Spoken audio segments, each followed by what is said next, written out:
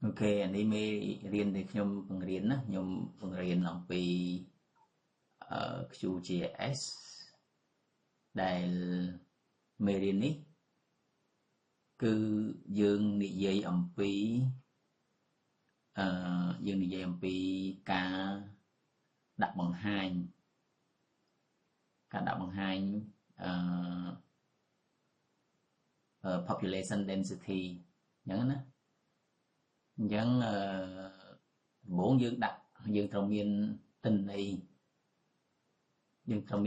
យដែលអឺបង្ហាញអំពីដងស៊ីតេប្រជាជនហើយទិន្នន័យនោះគឺខ្ញុំបានចែកឲ្យបងប្អូនទាំងអស់គ្នារួចហើយអញ្ចឹង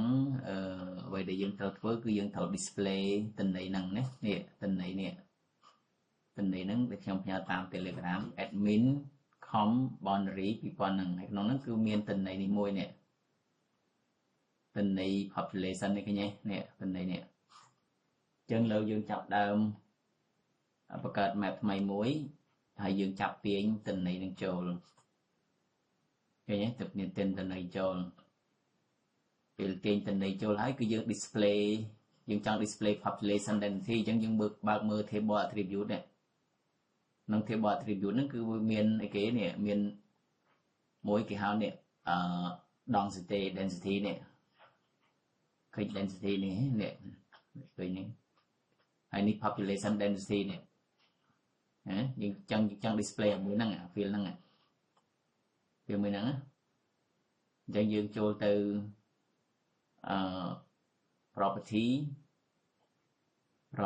ហើយយើងចុចយកកន្លែង label នេះហើយកន្លែង label ហ្នឹងកន្លែងលើ label symbology នេះយើងចុចយក category graduate ណានៅក្នុង display យើងនេះ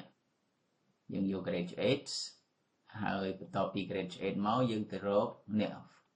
value យើងនេះ value យើងនេះយើងយកpop density នេះ total pop យ៉ាងមកហើយបន្ទាប់មកគឺយើងយក symbol នេះ symbol នេះគឺយើងយកខ្ញុំដូរខំហ្នឹងកន្លែង symbology នេះគឺយើងយកហ្នឹងហើយតែយើងយកដូរនេះដូរមួយនេះដូរ color RAM ហ្នឹងអញ្ចឹងកន្លែង color RAM ហ្នឹងយើងយកនេះស្អីគេ spectral នេះមកទៅពេលយើងបានឥឡូវហ្នឹងអស់ហើយយើងចុច classify មកគឺយើងមាន5 class នេះឃើញទេមាន5 class ហ្នឹងយើង apply មកហើយយើង OK មកអញ្ចឹងយើងបានអ្នកឃើញ display population density ខុសៗគ្នាឃើញទេបើសិនជាយើង zoom ទៅខេត្តបាត់ដំបងទៅយើងឃើញនេះខេត្តបាត់ដំបងវាមានទម្រង់អញ្ចឹងណាអូខេ